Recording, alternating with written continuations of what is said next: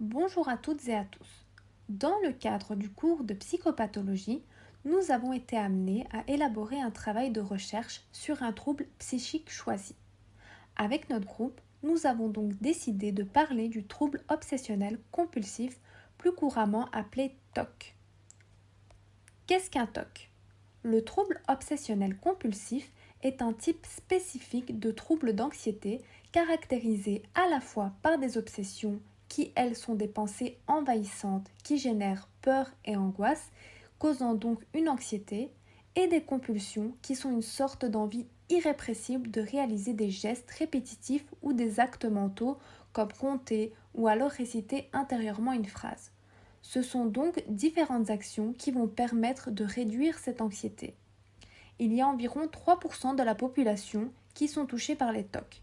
Il n'y a pas plus d'hommes ou plus de femmes atteints par ce trouble. Il y a donc une réciprocité entre hommes et femmes atteints de cette maladie.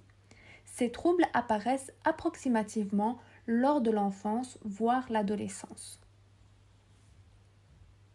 Pour illustrer les troubles obsessionnels compulsifs, nous avons décidé de prendre comme exemple une compilation de vidéos de la célèbre série Monk afin que vous puissiez imaginer cela.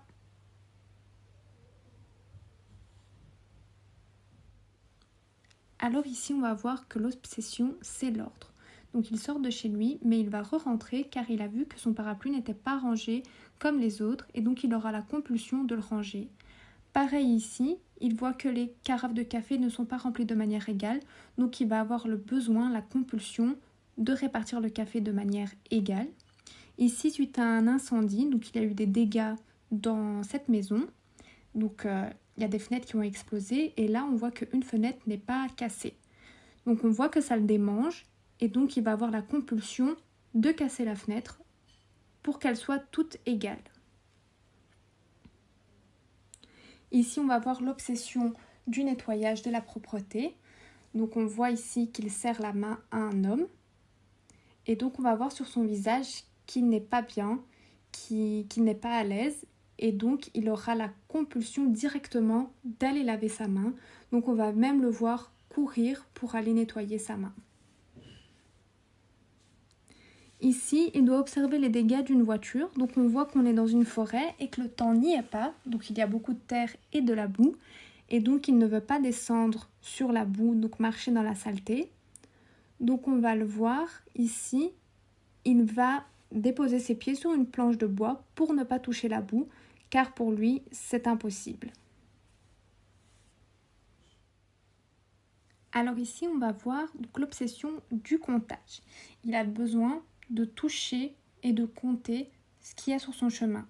Donc là, on va voir, il peut être en danger. Donc une voiture va tenter de l'écraser, mais il aura toujours ce besoin de compter et de toucher, comme ici sur la vidéo, les poteaux sur son chemin. Donc on voit bien la voiture qui revient tenter de le renverser. On le voit courir, être en panique, mais malgré tout, il touche et compte quand même les poteaux.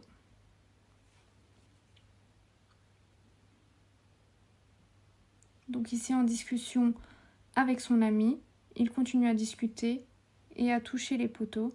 Il a ce besoin, cette compulsion. Il s'arrête, discute encore.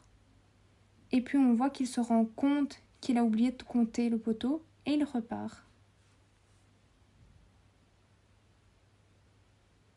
Concernant le point de vue pédagogique, l'éducateur peut, dans certains cas, détecter les signes de la maladie.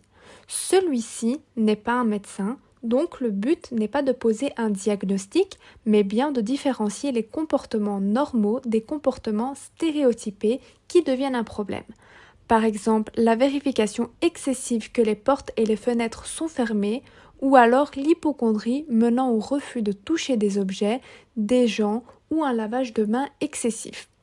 Dans ce cas-ci, l'éducateur peut demander à parler au jeune afin que celui-ci soit amené à se confier sur les raisons qui le poussent à avoir ces comportements. Le but n'étant donc pas de poser un diagnostic, mais de comprendre d'où vient la détresse du bénéficiaire. Cette maladie nécessite un traitement et un suivi en thérapie. C'est pourquoi il est nécessaire de consulter un spécialiste le plus rapidement possible. L'éducateur peut aussi, tout comme le parent, demander aux jeunes comment ils peuvent en équipe surmonter ces TOC. Qu'est-ce qui pourrait l'aider à faire face à ce problème et écouter attentivement les pistes d'idées qui lui viennent à l'esprit.